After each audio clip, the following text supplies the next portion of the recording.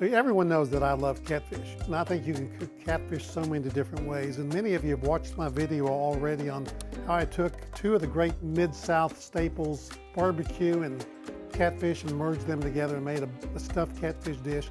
Well, we're going to do that again today. We're going to take a little different slant on it, and we're going to make a little Mexican southwestern style dish today, and we're going to use pork carnitas. So let's get started. Welcome to All Things Food with John Woods. I love to cook, but I cook to love. So let's talk food. So this is going to be a really simple and fun dish. It looks kind of complicated. We have our pork carnitas, which I've cooked myself. If you want to purchase that, you can. We have our green chili peppers, shredded Mexican blend cheese, a little bit of oil, lime to garnish, a nice salsa, and then a good Mexican blend seasoning. And we're going to start out with our flour tortillas. I'm going to heat up my skillet over here, get it hot, and we're going to brown these up a little bit, and then we're going to set them aside. So while my skillet's heating up over here, and I'm going to watch the heat on it so I don't get it too hot, we're going to go ahead and deal with our catfish. That's 5 to 7 ounce Mississippi pond raised U.S. catfish fillet. I'm going to put it in a Ziploc bag. If you don't have a Ziploc bag, you can easily do this between a couple layers of plastic wrap. And then that's the flesh side, that's the skin side. I'm going to turn it over to the skin side, take my little mallet, kitchen mallet, flat side down, and we're just going to start at the outer edges. And we're going to pound this down to where it's a fairly flat fillet. We don't want to pound it too hard because we do not want to tear through the flesh of the fillet. So just be real gentle. It looks fairly flat for what we're going to do today. I'm going to pull it out,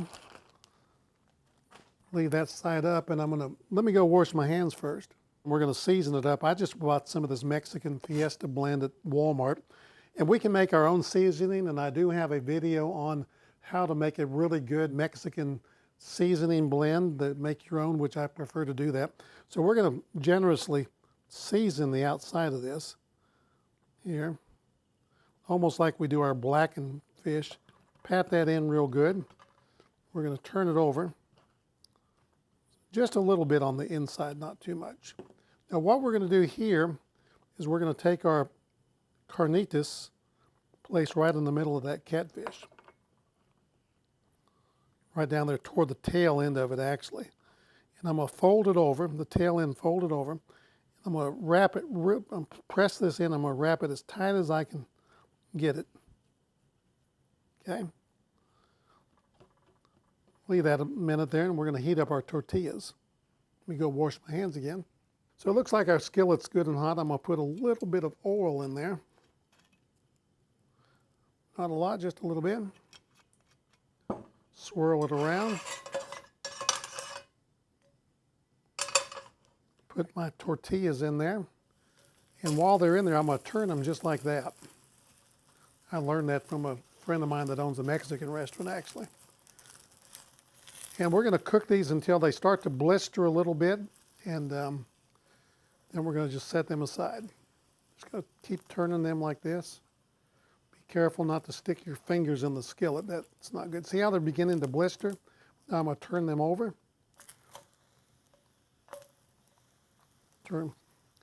Use a spoon now. That's pretty hot. And that's about right. I'm going to go ahead and turn that off. And we're going to just set those aside and use those in a little bit. So back to our catfish fillet. Has some butcher twine here. Be sure that you use butcher twine. Don't go to Hobby Lobby and buy anything that's coated, anything that's used for hobbies. And we're going to take that fillet, lay it right down in the middle of that piece of twine, and we're going to gently tie it off. We don't want to get it too tight, but just snug to hold all that meat in there. Turn it lengthwise and do the same thing. Now this piece needs to be a little longer, so in order to fit. So many times I cut it too short, so tie that off a little bit. Now you have to be really careful because it will bend in the middle. So right now we have our skillet heated up over here already. We're going to put the fillet in there, brown it on all sides, and then we're going to stick it in the oven at 425 degrees for about 15 minutes. Hear the sizzle there. This dish looks complicated, but it's very, very simple and very delicious. And you'll be amazed at the texture of this dish once you brown these sides and get them a little dark and crispy, how wonderful it's going to taste and feel when you pull it out of the oven. So it looks like we have this browned on all four sides. I'm going to take a little spray pan and spray it on a sheet pan. Stick this on there, and we're going to stick this in the oven 425 degrees for about 15 minutes. Remember, everyone's oven varies. Then we're going to come back probably at the 10-minute mark. We're going to come back and we're going to add our salsa, our cheese, our chili peppers, and we're going to have a wonderful dish to sample. So we pulled this out of the oven. It's been in there about 10 minutes at 425 degrees. I'm going to go ahead and cut this butcher's twine off. Get that out of our way. Again, let me emphasize, always use butcher's twine. Don't use anything with a nylon coating. Everything held together pretty good there. Now we're going to go to the final stage and steps here. Add a little bit more flavor to it. Take our salsa, your favorite salsa. You can make your own or buy some at the store. Put that right on top. Take a little bit of these green chilies. That's optional, but I like it on there. Then we're going to take our Mexican blend shredded cheese. Sprinkle that right on top there. And we'll put this back in the oven for, say, another 5 minutes. We want that internal temperature to be 165. So stick it back in the oven. I'll see you in just a few minutes. Well, I really think this dish is going to exceed my expectations. It looks just absolutely wonderful.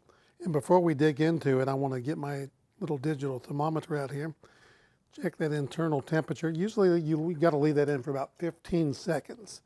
So because this is stuffed, we want to make certain that the internal temperature is at least 165 degrees for food safety reasons. So we'll leave it in there about 15 seconds, and if I can see it without glasses, 150. So we might need to cook this just a little bit longer, and we'll come back. Let me just check it one more time.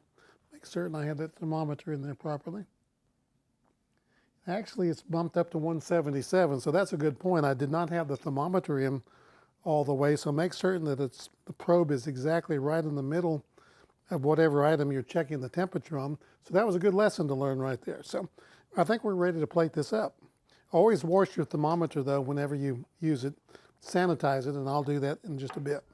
Let's go ahead and plate this up. Remember the little tortillas that we cooked a few minutes ago? That's going to be the basis for our dish. Stick it right in the middle there. Have some jalapenos for a garnish there on the side. A little lime for if you like some lime juice. And I tell you what we can do over here. If we want to, we can take a little bit of green chilies, a little salsa, and put right on top there just to kind of give it a little color. And then the girl that does our camera recommended that we do a little bit of sour cream, and I thought that was a brilliant idea, Emily, by the way. You get a little bonus for that. And if we had some cilantro, and I don't have any with me today, cilantro would be perfect on top of this dish.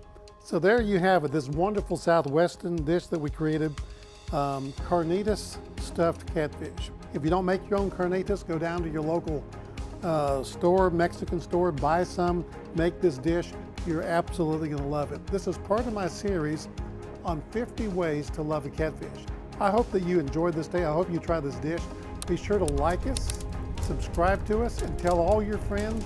And I'll see you next week on All Things Food with John Woods.